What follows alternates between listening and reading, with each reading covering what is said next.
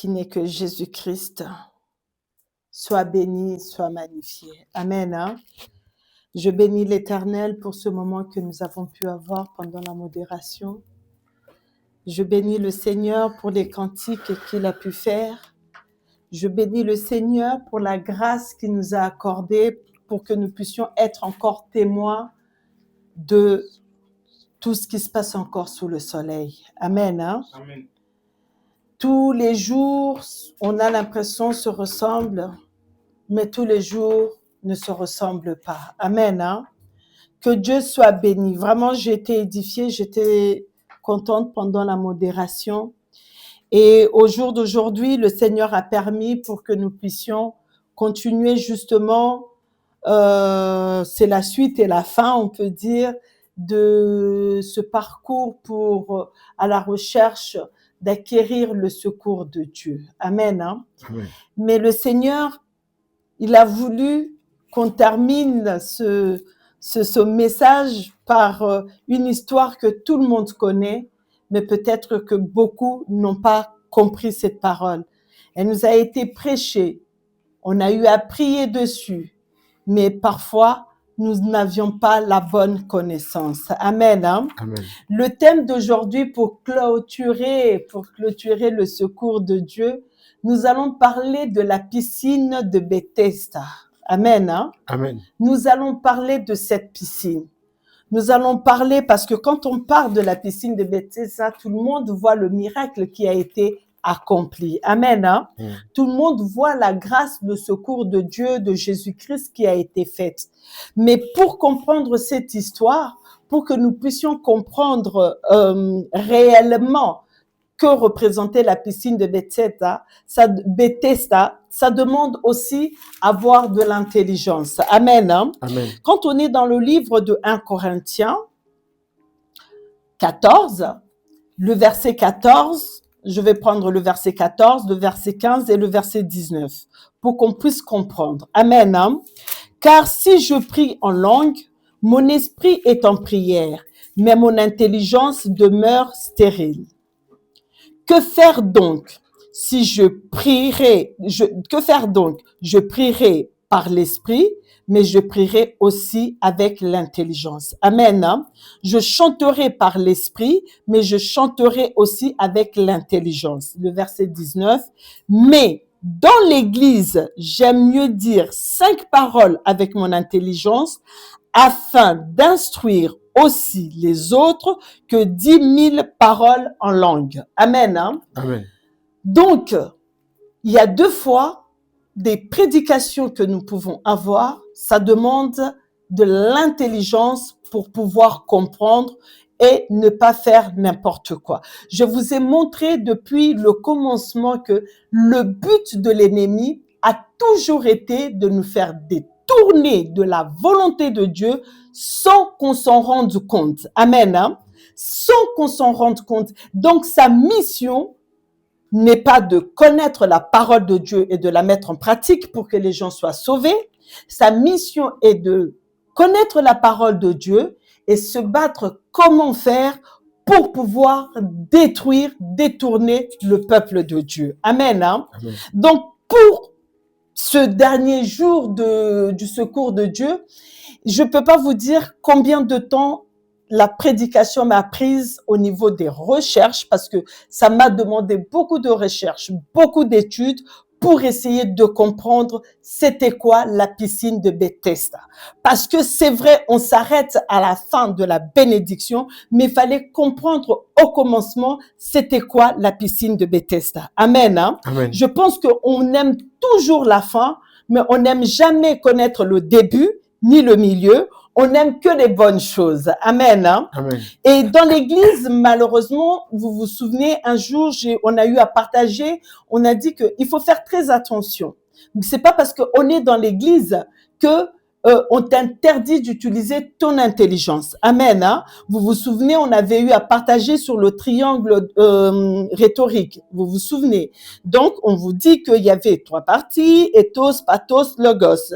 Ethos qui était le côté intellectuel, pathos qui était le côté émotionnel, et le logos, c'est le côté spirituel. Pour que tu sois complet, pour que tu puisses comprendre certaines choses, il te faut ces trois parties en toi. Amen. Hein? Mais maintenant, dans le temps où nous sommes, beaucoup d'églises, malheureusement, ne laissent pas le temps aux disciples de pouvoir réfléchir. Donc, moi, j'ai l'intention seulement de dominer les autres. Qu'est-ce que je veux faire, premièrement?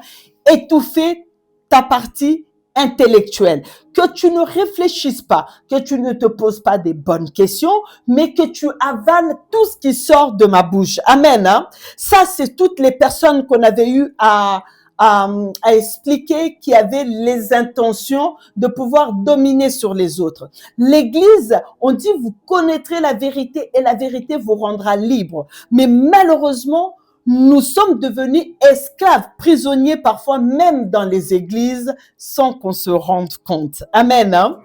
2 Timothée, chapitre 3, le verset 16. Il est écrit ceci. Toute écriture est inspirée de Dieu, est utile pour enseigner, pour convaincre, pour corriger, pour instruire dans la justice, afin que l'homme de Dieu soit accompli et propre à toute bonne œuvre. Amen. Hein? La parole de Dieu, elle est faite pour ça. La parole de Dieu, elle est faite pour instruire. Parce que si on t'instruit, cela veut dire que tu acquiers l'intelligence. Amen. Hein? Parce que c'est bien beau de me dire qu'il faut que je mette la parole de Dieu en pratique, mais si je ne la comprends pas, amen, hein? Si la parole de Dieu, elle n'est pas comprise ou elle est mal comprise, c'est là où nous avons des dégâts dans les églises. On pense servir Dieu, or nos penchants ont été déjà détournés. Alléluia. Pendant la modération, le frère a beaucoup parlé. J'ai aimé le psaume 51, le verset 3 à 4. Il a dit, ô Dieu, aie pitié de moi dans ta bonté, selon ta grande miséricorde. Amen. Hein? Efface mes transgressions. Et il a beaucoup parlé de ça. Et quand je suivais ses prières, il insistait sur la miséricorde de Dieu. Amen. Hein? Il insistait sur la miséricorde de Dieu. Effectivement, quand on regarde la définition de Bethesda, parce que j'ai pas encore donné le verset pour entrer dans la prédication, je suis en train de mettre les fondements. Amen. Hein? La définition de Bethesda signifie maison de la pitié ou maison de la miséricorde. Amen. Hein?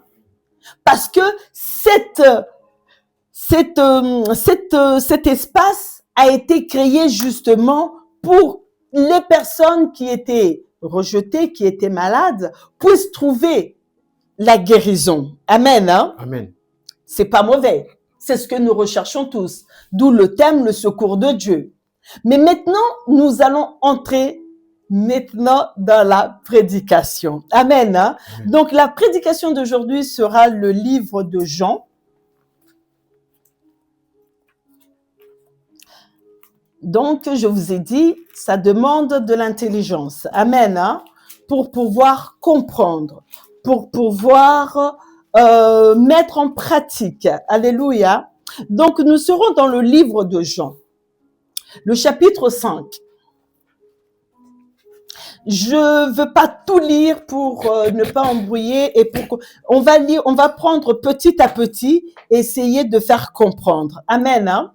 Donc, je veux commencer par le chapitre, le verset 1 et 2.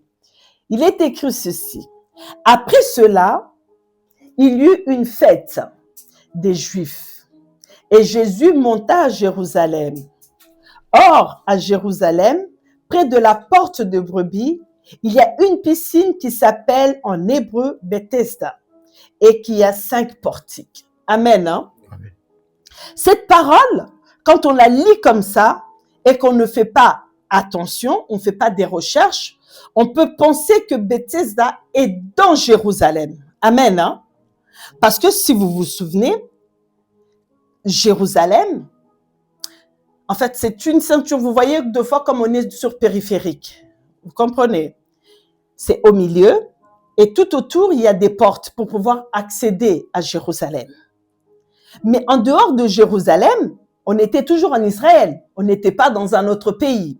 La différence, c'était quoi? C'est que tout ce qui était dans l'enceinte de Jérusalem, c'était la terre sainte, donc qui était gagnée où on pouvait pratiquer sa religion sans problème. Amen. Hein?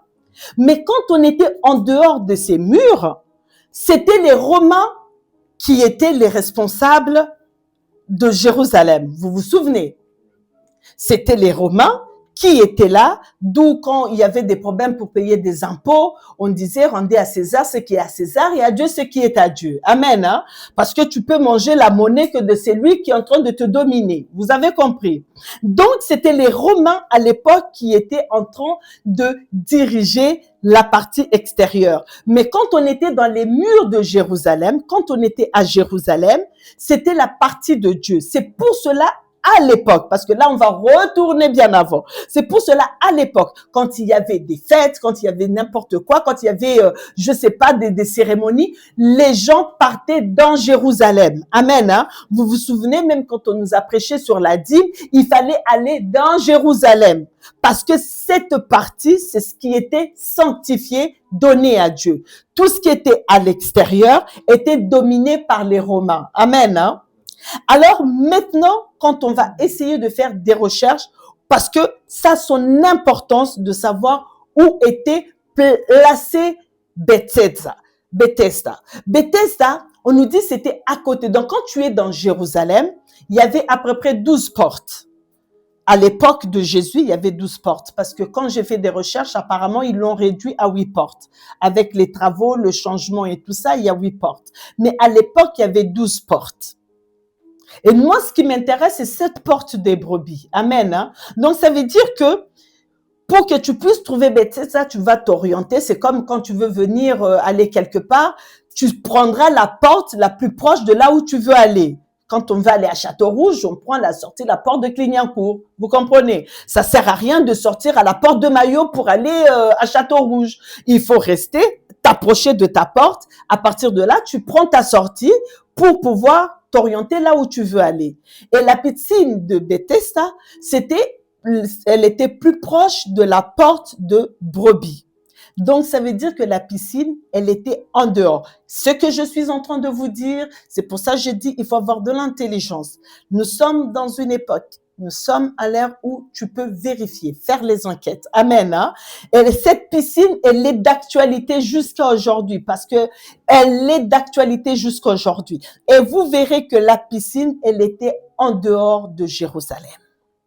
C'est là où maintenant il y a des problèmes. C'est là où maintenant le fondement de la prédication de la piscine de Bethesda change en fait en gros. Donc, à l'époque, sachant que la Bible nous dit que les Romains étaient traités comme des païens. Amen. Hein? Vous êtes d'accord avec moi? Mais les Romains, ils étaient comme des Égyptiens, c'était des idolâtres. Ils avaient leur Dieu. Vous comprenez? Ils avaient leur Dieu. Les Romains, ils avaient le Dieu de la guerre, ils avaient le Dieu de la guérison, ils avaient le Dieu de la fécondité, ils avaient des dieux pour chaque chose. Amen. Hein? Et donc, cette piscine de Bethesda, c'était des Romains qui l'ont instituée. La piscine de Bethesda, quand vous regardez, c'est un réservoir d'eau. Amen. Hein? Elle a deux parties. Mais tout autour, donc il y a les parties nord qui étaient réservées à nourrir Jérusalem et l'autre partie pour nourrir le temple de Jérusalem. Mais tout autour, ils ont fait ces piscines. Les Romains ont pu faire ces piscines qui étaient dédiées à leur Dieu. Amen. Hein? Le Dieu Asclépios, qui était le Dieu de la médecine et de la guérison. Alléluia. Donc, vous comprenez maintenant le soubassement de la piscine de Bethesda. Quand on n'a pas la connaissance, on peut penser que c'était quelque chose de magnifique entre les mains de l'Éternel. Ça porte le nom de la miséricorde. Ça porte le nom de la pitié. Mais ce qui était au fond n'avait rien à voir avec l'Éternel. Amen. Hein? Tu peux voir une église en apparence, ou une personne te donne l'apparence d'être un homme pieux, mais le soubassement, amen, hein, c'est ça qui est important. Et je vous dis dans cette chose, les miracles que vous êtes en train de vous allez comprendre se faisaient. Ce Dieu guérissait. Quand on remuait l'eau, les gens, quand ils entraient dans cette piscine, les gens étaient guéris. Alléluia. Amen. Parce que il est écrit, n'oubliez pas, la semaine dernière, j'ai bien insisté sur la foi vient de ce qu'on entend. Amen. Hein? Et le problème à cette époque, là, Jésus n'est pas encore né.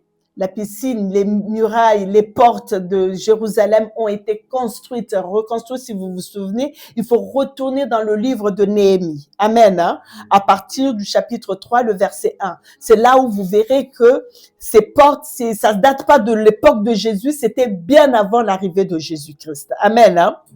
Et le phénomène de la guérison a commencé à attirer beaucoup de gens. Amen. Hein?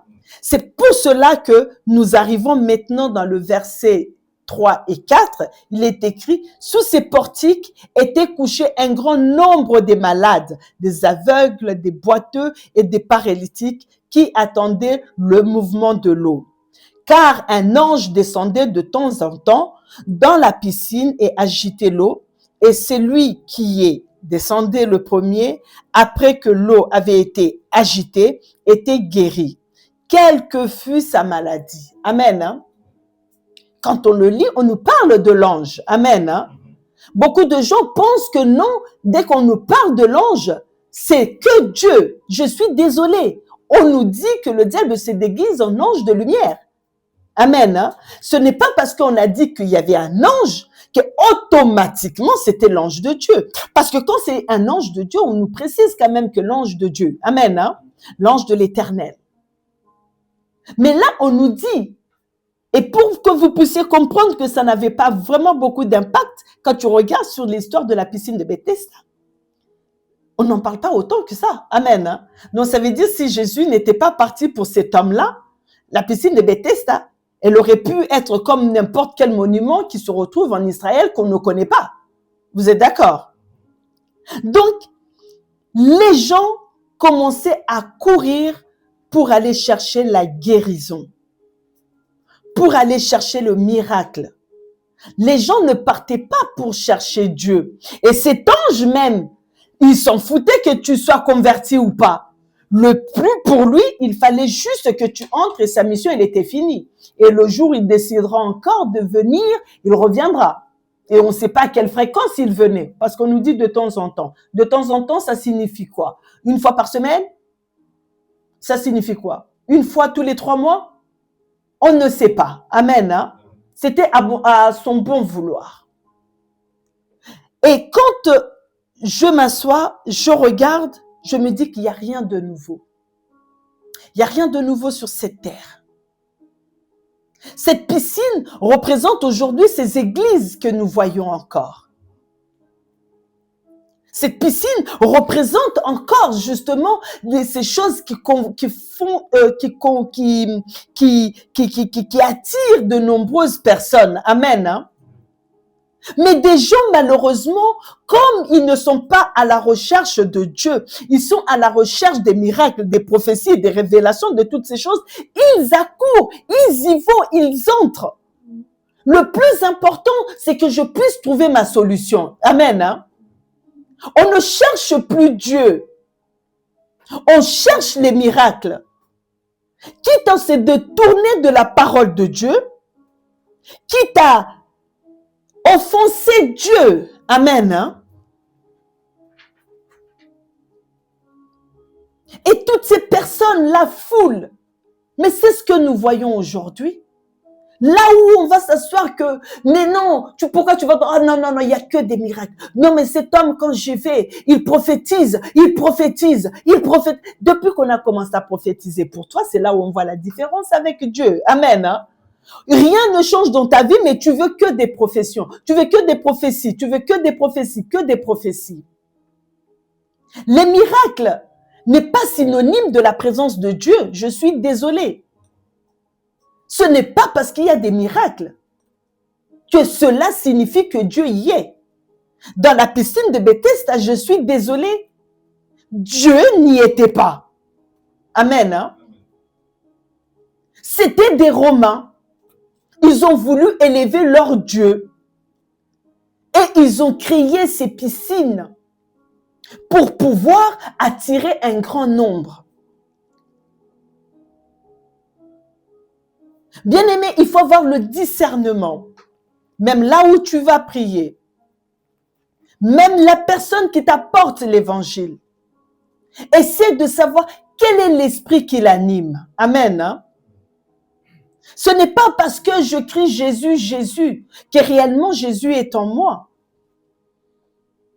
Ce n'est pas parce que je fais des miracles que Jésus-Christ est en moi. Amen. Hein? Plusieurs personnes, malheureusement, ne savent pas. Pourquoi? Parce que on n'ouvre pas l'intelligence. Nous voulons que prier. Nous voulons que on ne s'ouvre pas. On ne cherche pas. On nous a dit que il y a des gens, quand on les prêchait, ils retournaient chez eux. Ils revérifiaient si réellement ces choses étaient correctes. Mais dans notre époque, les gens ne le font plus. Daddy a dit. On ne cherche plus de mettre la foi dans la parole de Dieu. Notre foi est basée par ce que nous avons entendu. Donc ces gens couraient parce qu'ils ont entendu que dans cette piscine, les miracles se faisaient. Amen. Hein? La foi vient de ce qu'on entend. Quand on est dans le livre de Osée 4:6, on dit... Mon peuple est détruit parce qu'il lui manque la connaissance. Amen. Hein? Mon peuple est détruit. Bien-aimé, le chemin de la perdition est large. Amen. Hein? Ce n'est pas parce qu'il y a la foule que cela veut dire qu'il y a la présence de Dieu. Amen. Hein? Et cet ange représente au siècle que nous sommes tous ces faux serviteurs. Amen. Hein? Qui utilisent le nom de Jésus-Christ pour s'acquérir des richesses. Ils utilisent le nom de Jésus-Christ pour leur renommée. Amen. Hein? Ils n'ont pas le souci de paître les brebis de l'Éternel. Parce que cet ange, rien ne l'intéressait de leur vie. Il venait les remuer. Le premier qui entre, il est guéri, il s'en va. Amen. Hein? Il guérit, il s'en va. D'après vous, cet ange, qu'est-ce qu'il crée dans le cœur des autres qui n'ont pas été guéris? La frustration, l'amertume. Exactement. Comment tu veux qu'il y ait l'amour encore dans l'église? Qui voudra rester là sans être guéri pendant que l'autre est guéri? Amen. Hein? Qui voudra encore que son prochain puisse être le premier à tomber dans cette piscine? Alléluia. Voilà pourquoi les églises d'aujourd'hui, l'amour n'existe plus. Voilà pourquoi le diable est entré même au fond de l'église. Amen. Hein? Il est en train de détruire le peuple de Dieu sans qu'il s'en rende compte. Amen. Hein? La piscine de Bethesda. Ce lieu qu'on a prêché, deux fois on n'a pas compris. Amen. Hein? On n'a pas compris. Je vous ai dit, la prédication, ça m'a pris des recherches et de recherches. Amen. Hein? Parce que pour comprendre, parce que je veux comprendre pourquoi Jésus-Christ lui dit, ne pêche plus. Amen. Hein? Parce que quand on regarde, rien ne nous disait que cet homme péchait. Alléluia. Il est juste parti quelque part, chercher le secours, attendre. Mais pourquoi Jésus-Christ lui dira, vous verrez vers la fin, ne pêche plus? C'est qu'il y avait quelque chose qu'on n'avait pas compris. Amen. Hein? Il y avait un péché, peut-être que lui-même n'avait pas compris. Alors, quand on arrive dans le verset 5, nous sommes toujours dans le livre de Jean, le verset 5, il est écrit, là se trouvait un homme malade depuis 38 ans. Amen. Hein? Là, donc, dans ces portiques, il y avait un homme. Mais on ne nous dit pas combien de temps il était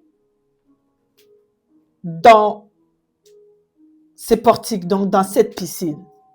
Mais tout ce qu'on sait de lui, vous vous rendez compte que cet homme, on ne connaît rien de lui. Amen. Hein? La situation a effacé même son identité. Cet homme, parce qu'il a entendu, parce qu'il n'avait plus de secours. Amen. Hein? Tout à l'heure, on est en train de prier, on dit que si Dieu ne protège, ne garde, c'est lui qui garde enfin. Cet homme, s'il est là, ça veut dire qu'un jour, il avait aussi sa famille. Amen. Hein? Mais comme Dieu n'était pas avec lui, à la fin, il va se retrouver seul. Amen. Hein? Parce que les gens, quand même, quand tu es malade, 1 an, 2 ans, 3 ans, 4 ans, on compatit. 10 ans, 20 ans, au bout de 30 ans, excuse-moi, mais moi aussi, j'ai quand même ma vie, je dois me marier, je dois partir, ainsi de suite. Vous comprenez? Donc, cet homme était là, abandonné de tous. La seule foi qu'il avait, c'est cette piscine de Bethesda. Pour que tu puisses comprendre la gravité, le souci de cette personne, quand on a commencé dans Jean 1, on te dit, après cela, il y eut une fête des Juifs et Jésus monta à Jérusalem. Amen. Hein? Je vais prendre ça et je vais prendre le verset 5 pour que j'arrive à vous expliquer. Quand vous faites toujours des recherches, cette fameuse piscine de Bethesda se trouvait à quelques mètres, parce qu'on vous dit la porte des brebis, et juste derrière, il y avait justement le temple de Jérusalem. Amen. Hein? Et ces piscines, ce n'étaient pas des piscines comme nous avons maintenant nos piscines, les piscines municipales bien couvertes, tu n'entends pas le bruit, ainsi de suite. C'était ouvert parce que ce réservoir reprenait l'eau de pluie et distribuait l'eau un peu partout. Vous comprenez? Donc, quand tu es dans la piscine de Bethesda et qu'il y a manifestation au temple, toi, tu entends tout ce qui se passe. Amen. Hein? Donc, comme il y a la fête, ça signifie il y a la joie. Ça signifie il y a la musique. Ça signifie il y a de quoi manger. Normalement, la fête, c'est ça. Hein? Si tu veux faire une bonne fête, trouve-toi un beau DJ, un beau traiteur et tu as de l'espace. Je te jure, ta fête, elle est comprise. Elle est magnifique. Amen. Hein? Mais cet homme était là, mais ne pouvait pas participer à la fête. Amen. Hein? Tout à l'heure, pendant qu'on priait, il insistait. On va se lever, on va prier contre les paroles qui ont été dites contre nos vies. Amen. Hein? Le frère Jonas, il insistait, il parlait. Quand il parle, il revient, il demandait la grâce. J'étais contente, je le notais. J'ai dit, c'est bien. Dieu est bon. Donc cet homme voyait les autres se réjouir. Mais lui, il ne pouvait pas se réjouir. Amen. Hein? Et quand on fait des recherches, on nous dit qu'il était paralytique. Donc, il avait un défaut corporel. Amen. Hein? Et c'est ce défaut corporel qui l'empêche de pouvoir aller se réjouir avec les autres dans le temple. Parce qu'il y avait la loi. Amen. Hein?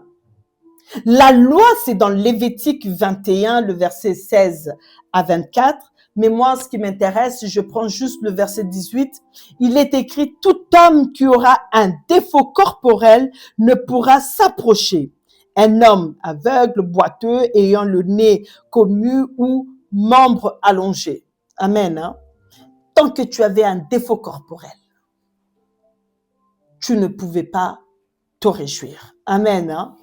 Tu ne pouvais pas aller dans le temple. Tu ne pouvais pas aller célébrer ces fêtes avec les autres parce que toi, tu étais mise à l'écart. Alléluia.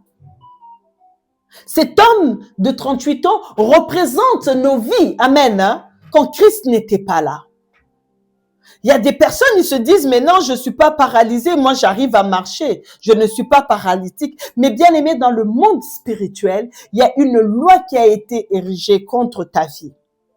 En disant que, malgré ta beauté, tu ne pourras jamais te marier.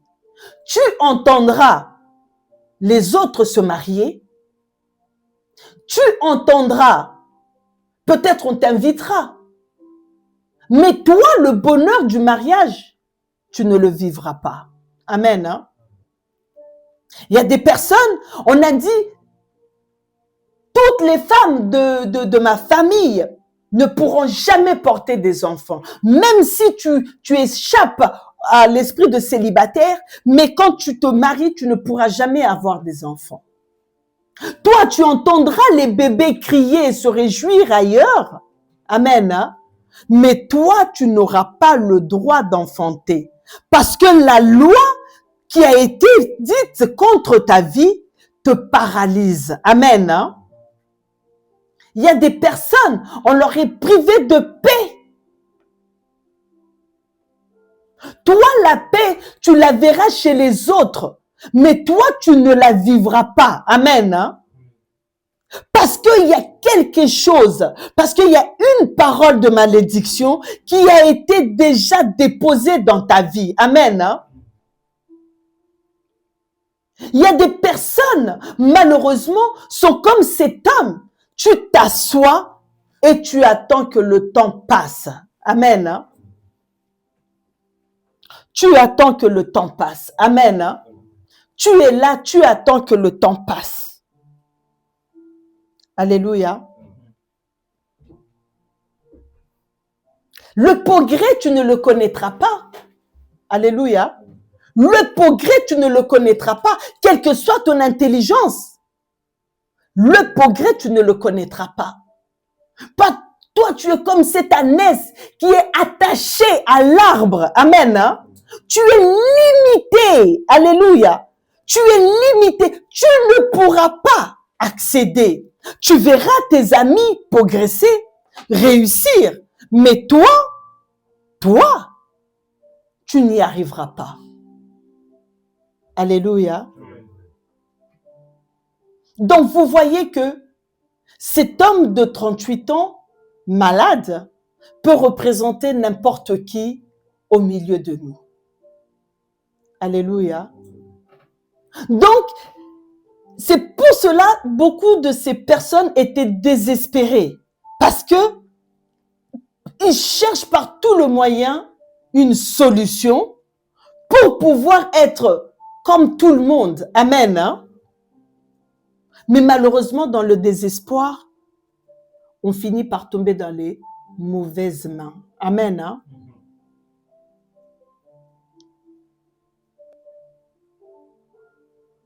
La loi qui pèse sur nous. La loi qui a été établie pour que toi, tu ne vives pas le bonheur. Comme cet homme. Il était là. Il ne peut même pas faire quelque chose. Il ne peut pas bouger. Il était livré à son propre sort. Alléluia. Il a perdu la confiance en soi. Il a perdu toute espérance. Alléluia.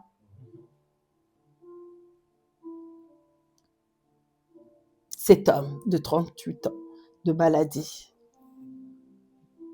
Mais je veux te dire quelque chose. Alléluia. Quand on est dans le livre de Colossiens, le chapitre 2, versets 14 à 15, la Bible te dit ceci. Colossiens 2, chapitre 14 à 15. Il a effacé l'acte dont les ordonnances nous condamnaient et qui subsistaient contre nous. Alléluia. Et il a détruit, il ne s'est pas arrêté à effacer. Amen. Hein? Il l'a détruit en le clouant à la croix. Il a dépouillé les dominations. Il les a dépouillées. Amen. Hein? Et les a livrées publiquement en spectacle, en triomphant d'elle par la croix. Alléluia. Pour que tu puisses vivre le miracle de Dieu, réjouis-toi que Christ est parti à la croix pour toi. Amen. Hein? Parce que plusieurs personnes, je vous jure, il y a des femmes, tu les regardes, tu dis, mais un jour je suis partie dans un salon, il y avait une femme, elle est entrée, j'ai dit, tu dis, mais toi, quand Dieu te créait, donc il n'y avait pas d'intercession, il n'y avait rien, il n'y avait pas de guerre, il y avait... Elle était d'une beauté, mais tu te dis, Donc il y a des gens comme ça sur cette terre. Amen. Hein? Si moi, femme, je l'ai regardé, et les hommes, tu te dis, mais malgré sa beauté, amen, hein, la loi de la famille dit que tu ne pourras pas te marier. Amen. Hein. Donc, il faut qu'on puisse se réjouir de l'œuvre de la croix. Alléluia.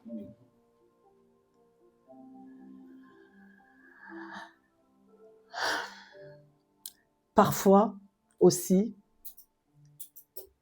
nous ne bénéficions pas du secours de Dieu parce que nous ne sommes pas au bon endroit. Amen. Hein? Parce que nous ne sommes pas au bon endroit. Cet homme, pensant aller chercher le secours de Dieu dans la maison de la miséricorde, en fait, il s'était livré dans les mains des dieux étrangers. Amen. Hein?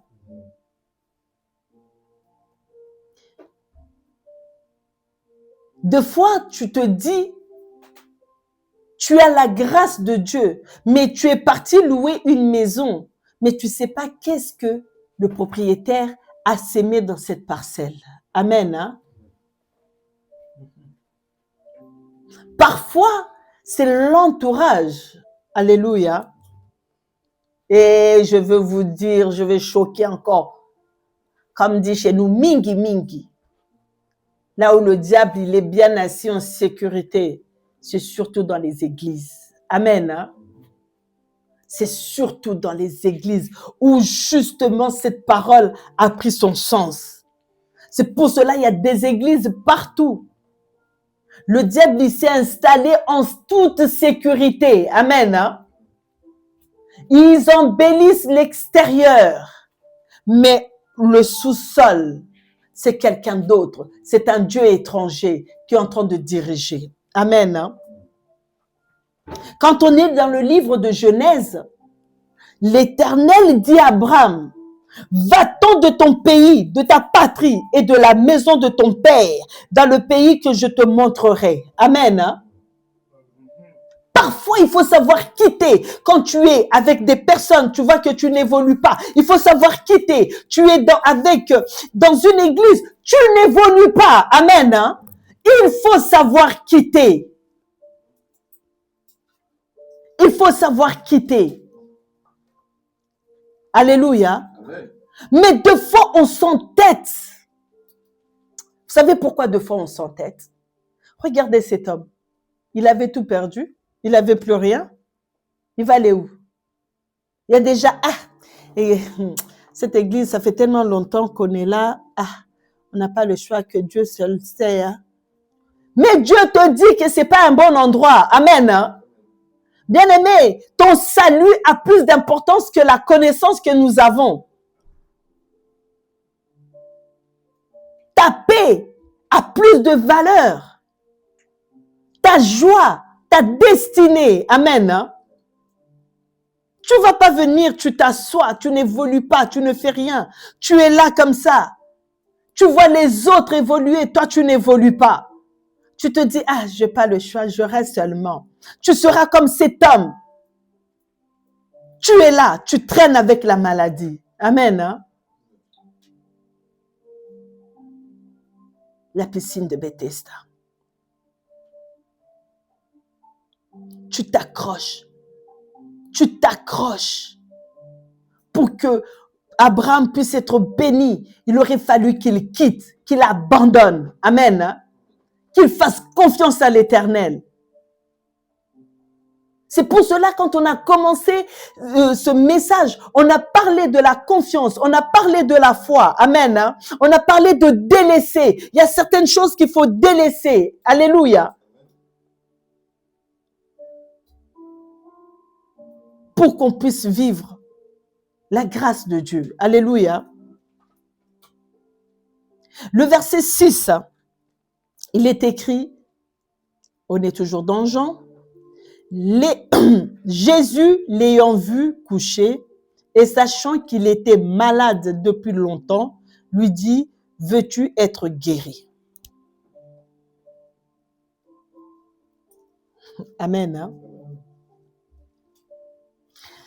Il y a la fête. Tout le monde se réjouit. Jésus-Christ laisse tout cela pour aller à Bethesda. Amen. Hein? Ça vous fait penser à rien du tout? Jésus-Christ, il est en haut, célébré. Il a tout ce qu'il faut. Amen. Hein? Mais il a tout laissé pour venir te chercher, toi qui étais perdu. Amen. Hein? Il y a tout, il y a de quoi manger, il y a tout ce qu'il faut. Mais Jésus-Christ a tout laissé pour aller à Bethesda. Amen. Hein? Rien que pour cet homme, rien que pour toi, il a laissé son trône. Amen. Hein? Il est venu. Il lui pose la question, veux-tu être guéri? Amen. Hein? Ah, bien-aimé, le pasteur, il nous avait prêché, je connais mes brebis. Amen. Hein? Dieu te connaît. Dieu nous connaît. Amen. Hein? Dieu, il ne te connaît pas parce que tu es bon, parfait. Il te connaît parce que tu es sa bien-aimée. Parce que tu as été créé à son image et à sa ressemblance. Amen. Hein? Il ne s'arrête pas de te connaître. Dieu t'aime. Amen. Hein? Et il ne s'arrête pas que de t'aimer. Et il sait ce que tu vis et ce que tu traverses. Alléluia. Parce que personne n'a dit à Jésus que cet homme était malade depuis longtemps. Amen. Hein? Il le savait. Il le savait. Même s'il n'était pas au bon endroit, nous étions remplis de péchés, nous étions remplis de toutes ces choses. Mais Jésus-Christ n'a pas regardé toutes ces choses. Il est venu. Amen. Hein? Rien que pour toi. C'est pour ça que j'ai dit, on va parler que de cet homme, pour que tu te sens seul, que tu crées cette connexion avec ton Jésus-Christ. Amen. Hein?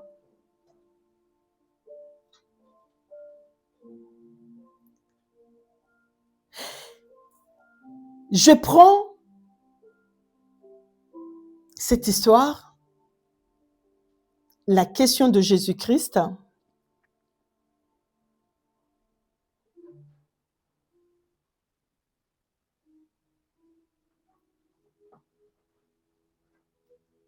je regarde cette affaire, je me souviens de la parabole de Jésus-Christ sur la brebis égarée. Amen. Hein? Vous vous souvenez? Si tu veux lire, c'est dans le livre d'Éphésiens. Amen. Hein? 2, 4 à 5.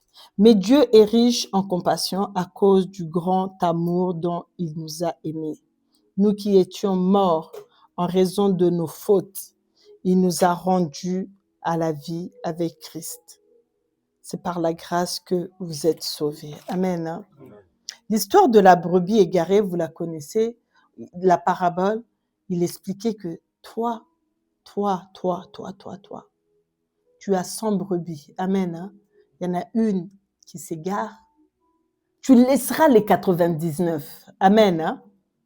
Pour aller chercher la brebis égarée. Vous comprenez? C'est ce que Dieu fait avec chacun d'entre nous. Alléluia. Que personne ne se glorifie en disant que voilà, moi, nous étions tous des brebis égarées. Et à un moment ou un autre, nous nous égarons tous. Amen. Hein? Et maintenant, quand tu prends la question de Jésus-Christ, veux-tu être guéri? On va associer à la réponse de cet homme malade. Amen. Hein? On lui pose la question, veux-tu être guéri? Voici sa réponse dans le verset 7. Le malade lui répondit, Seigneur, je n'ai personne pour me jeter dans la piscine. Quand l'eau est agitée et pendant que j'y vais, un autre descend avant moi. Là, celui-là, je crois son cas est vraiment, vraiment, si j'étais Jésus, j'allais même le gifler, lui dire, allez, reste là avec tes problèmes. Jésus vient auprès de cet homme, lui pose une question. S'il avait fait attention à la question, il aurait su qu'il y avait la réponse à sa situation. Amen. Hein? La question n'était pas « Pourquoi tu n'es pas guéri ?» Amen. Hein? La question était « Veux-tu être guéri ?» Alléluia. Donc, cet homme, pour vous dire à quel point il est déconnecté du monde, sa foi à lui était basée que sur la piscine. Amen. Hein? Donc, ça veut dire tout ce qu'on peut lui dire tout autour n'avait pas d'importance. Son regard était basé que sur la piscine. Amen. Hein? D'où me viendra le secours? Le secours me viendra de l'Éternel. Amen. Hein? Lui, il ne regarde pas à l'Éternel, il ne regarde qu'à la piscine. Alléluia. Il est là focalisé, il est là nuit et jour. À quel moment l'ange apparaîtra? Parce que moi, ça veut dire que cet homme, dans son cas, il a fait... Donc, il entendait même pas le bruit que, à l'époque où je suis, il y a un homme qui est en train de faire fureur là-bas, il est en train de faire des guérisons. Mais non, lui, il y avait que piscine. Sa foi était tellement forte dans la piscine qu'il allait même passer à côté de la grâce. Amen. Hein?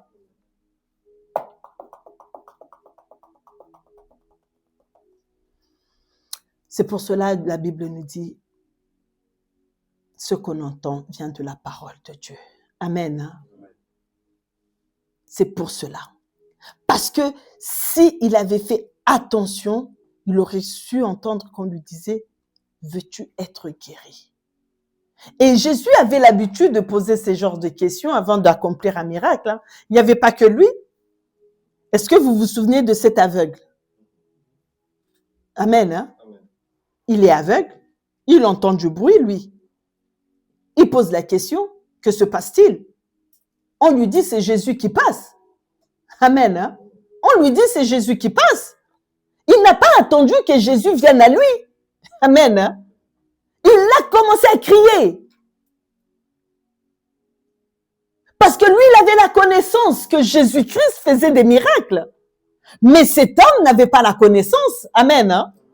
Mon peuple est détruit parce qu'il lui manque la connaissance. L'aveugle ne voyait pas, mais cet homme voyait. Amen. Hein?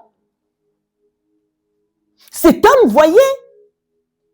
Donc, lui, il l'entend. Il dit, le long de l'élo. Amen. Hein?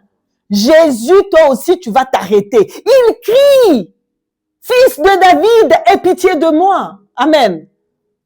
Les gens essayent même de l'arrêter. Mais lui, il crie encore plus fort. Fils de David, aie pitié de moi. Amen. Hein? La vraie pitié n'est que auprès de Jésus-Christ. Amen. Hein? Nous avons eu à prier sur ça pendant la modération. La vraie pitié ne vient que de Jésus-Christ. Parce que lui, il te donne une solution durable. Alléluia. Et Jésus-Christ lui pose la question, que veux-tu que je te fasse? Il n'a pas commencé à expliquer de midi à 14 heures. Amen. Il a dit que je recouvre la vue. Amen. Il n'est pas parti, Seigneur, tu sais, je suis un pécheur, j'étais parti. C'est pas mon problème. Je suis en face de la grâce. Je veux bénéficier de la grâce. Amen. Mais cet homme, ignorant de tout, et pensait voir, mais il ne voyait rien. Amen. Pensait connaître, mais il ne connaissait rien. Vide. Manipulable. Fils de David, aie pitié de moi. Pour qu'on gagne du temps, Jean 5, le verset 8.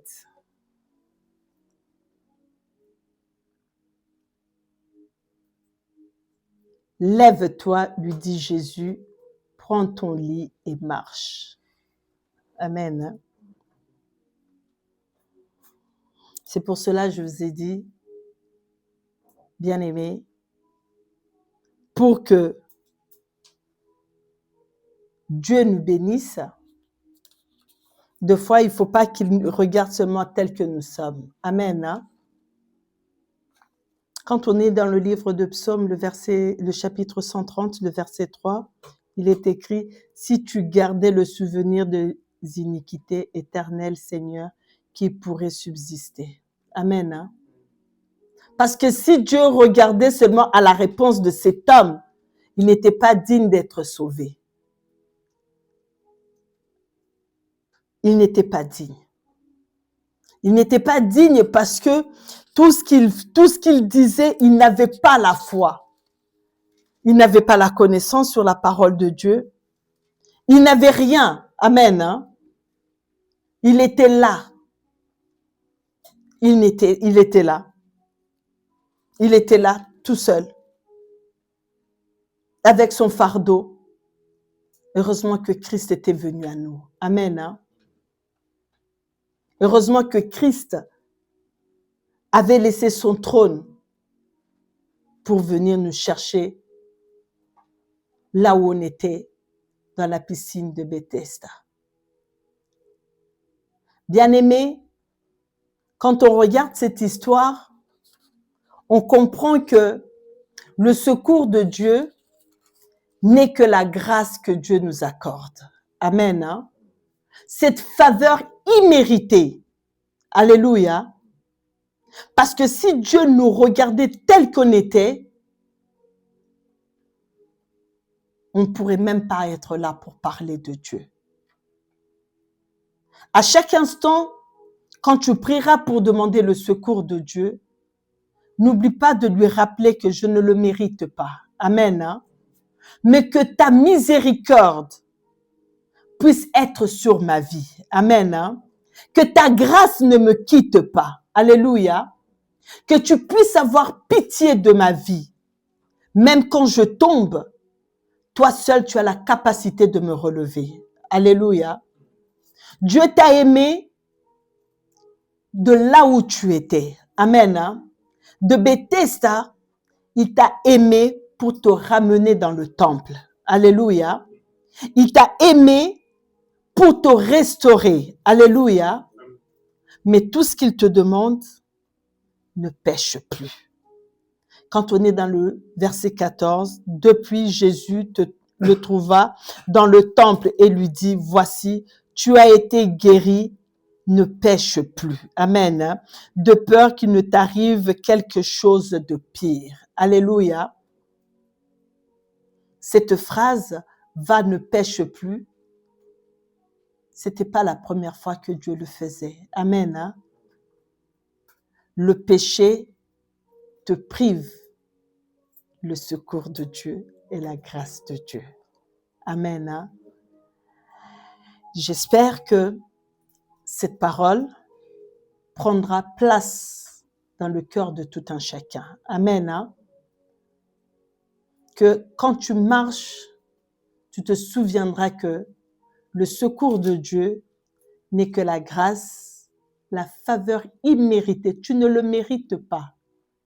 Mais dans son amour immense, amen, hein, Dieu est descendu, aller te chercher même au fond de Bethesda pour te ramener au temple, que tu sois vu des hommes.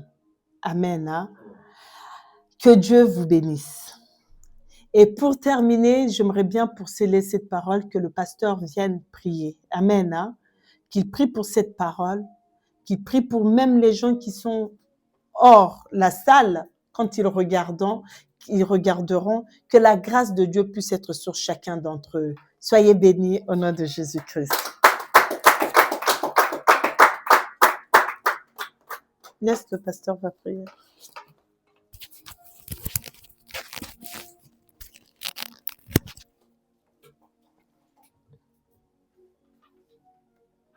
Pasteur,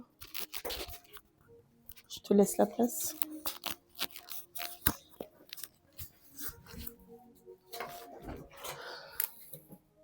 Merci. Alléluia. Amen. Gloire à Dieu. Amen. Hein? Amen. Nous voulons prier. Mais avant de prier, je voulais dire un petit mot là-dessus. Bien-aimé, merci. La piscine de Bethesda. Beaucoup de nous se retrouvent dans la piscine de Bethesda jusqu'à ce jour. Beaucoup de personnes sont encore dans la piscine de Bethesda simplement parce que ils sont dans l'ignorance. Beaucoup de nous sont encore dans le mal. Beaucoup de nous sont encore enchaînés par l'ennemi Satan simplement parce que il leur manque la connaissance. Et Jésus, dans son amour, est venu nous chercher. Là où nous étions, dans le mal, dans les péchés.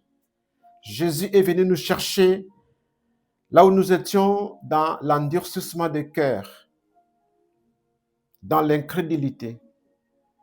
Là où peut-être toi tu croyais que tu es dans le bon, mais lorsque Jésus te regarde, il voit que tu es dans le mal. C'est pourquoi il est venu te chercher, pour que tu quittes ces lieux.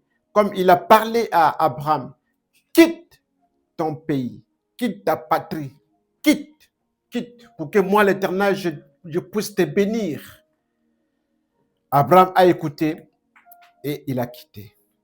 Bien-aimé, si nous avons quitté, c'est simplement par la grâce de Dieu, parce que Dieu l'a voulu dans son amour. De nous-mêmes, Père, bien-aimés, nous sommes incapables de quitter, parce que nous n'avons pas cette force. Voilà pourquoi nous voyons dans certaines églises où les choses mauvaises sont en train de se passer. Les gens sont incapables de sortir, incapables de quitter, simplement parce que ces gens-là sont remplis des esprits des ténèbres, sont envoûtés, sont animés par des esprits maléfiques. D'eux-mêmes, ils n'ont pas la force de quitter, ils n'ont pas le pouvoir de quitter. Si Jésus n'intervient pas, ces hommes et ces femmes vont y rester longtemps. Alléluia. Cet homme est resté, on nous dit, 38 ans depuis qu'il est malade dans cette piscine. Il a beaucoup souffert, il attendait la guérison et ça ne venait pas. Mais voilà que Jésus est venu pour lui donner cette guérison tant attendue. Si le Seigneur n'intervient pas, bien-aimé, tu vas y rester longtemps. Alléluia. Dans la souffrance. Voilà pourquoi nous voulons prier pour ces hommes-là, pour ces femmes-là.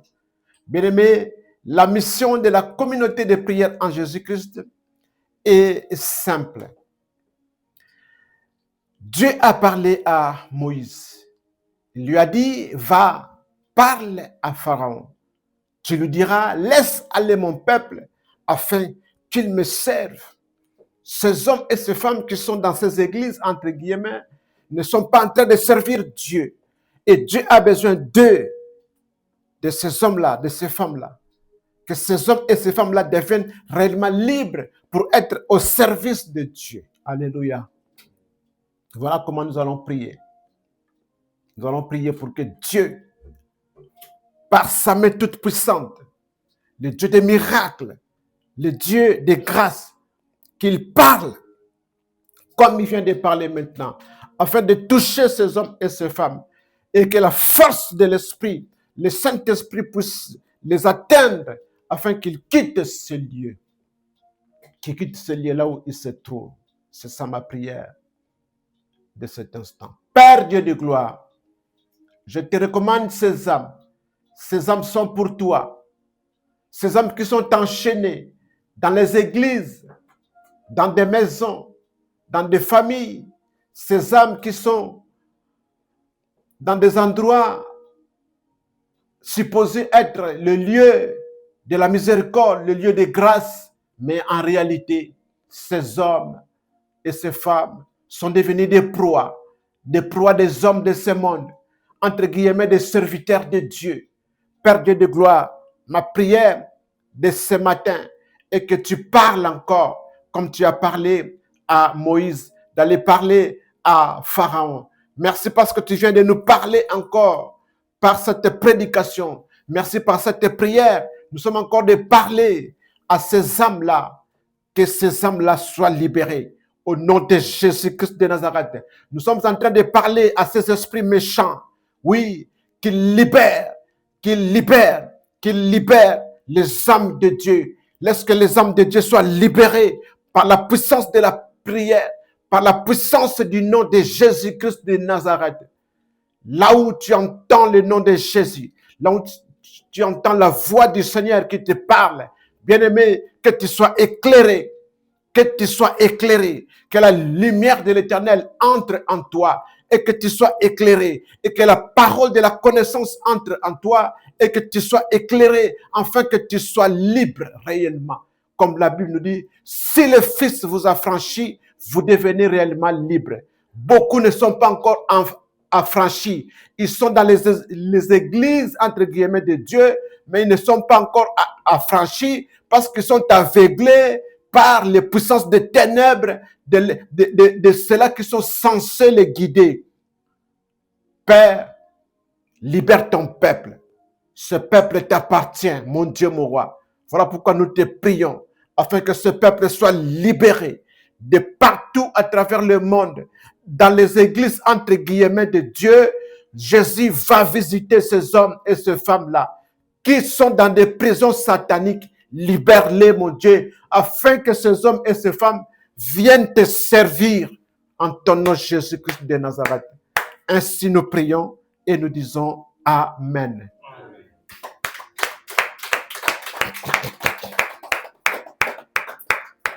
Amen.